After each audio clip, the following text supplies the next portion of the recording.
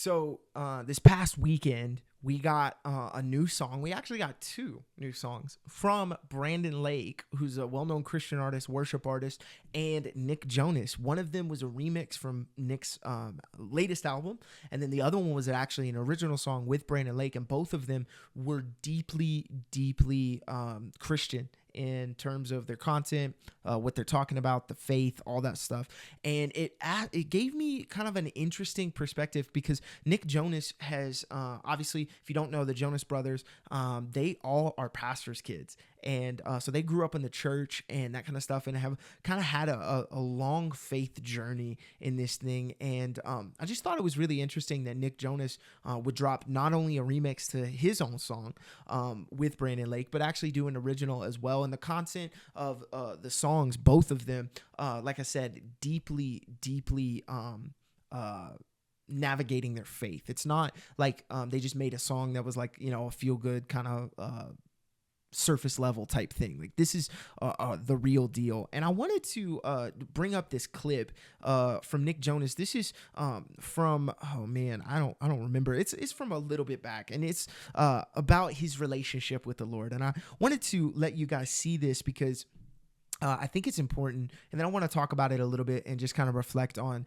what he says here. So let's go ahead and take a look at this. What's your relationship with faith today? I speak to God all the time. And it's not even just in prayer. I think when you're doing something you love, it could be anything. When you're doing something you love, that can be your connection to God. Sure. When you're with the people you love, that can be your connection to God. I think life is nuts and it requires a thick skin and, a heart that is searching and yearning for something more meaningful and deeper. So obviously you can hear just a little bit more of the spiritual kind of thing, that whole you can find God in anything and in anywhere. Obviously I would disagree with the notion that, God is in everything in that way. There can be good things and there can be God ordained things in our family and in our experiences, but simply doing something you love is not going to bring you closer to God. So that's a little bit of a disagreement there, but you could clearly see that even in the way that he's articulating it, he's in the middle of kind of wrestling with some of this stuff. Or at least I am. And yeah, so faith is a huge part of my life and constantly changing though. It's evolving. What's your relationship?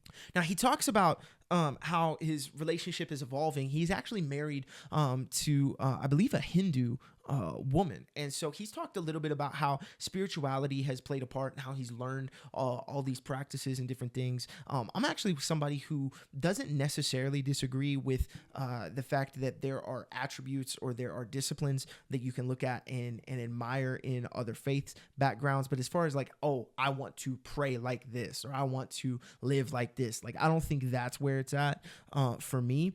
But you can tell, again, he's been on a journey that has kind of led him to get into this place. And so I want to take a look at the lyrics of specifically the author, which is the new song with Brandon Lake, and just take a look at what he's actually saying and penning here and where that kind of comes from.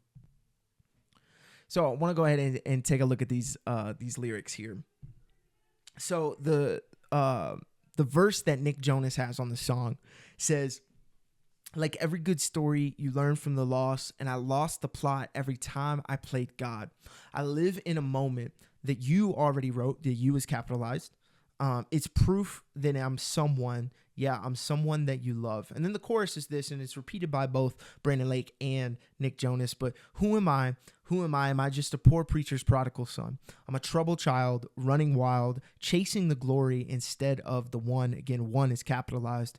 Who says that I have something still left to offer? Who am I to question the pen in the hands of the author? And so I think this really does fit in Nick's journey in his faith. And I think it's really cool to see this. And I just, after watching some of his videos and some of his things, I think we're starting to see him maybe get a little bit closer to finding some of those answers, because this while it could have been somebody else who wrote those lyrics that Nick just sang, feels like a lot of the same things that he's said in interviews and said about his family. And it does remind me of the prodigal son and just how he was reminded of what, his foundation was, what his family was, and he wanted to return to that and get back to that place. And it makes me wonder if, some of the things in his own background, in his own journey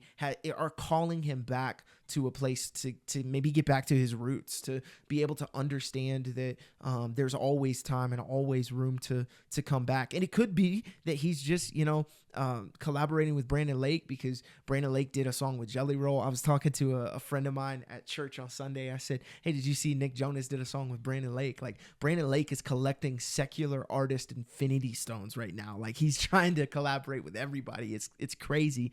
But it's really cool to see because I think what Brandon Lake is doing is he's putting these people in positions to help them navigate their faith, at least in the way that they present in the songs themselves and the lyrics that they sing. And so I think this is really cool. Let me know what you think. Is this just him trying to do a song? Is this him trying to capitalize on a Christian market? Or is this something that's maybe genuine with Nick Jonas maybe returning to his faith on some level? And let me know what you think and what you think of the music and all that. But can't wait to see you in the next video. Thanks so much for watching. God bless.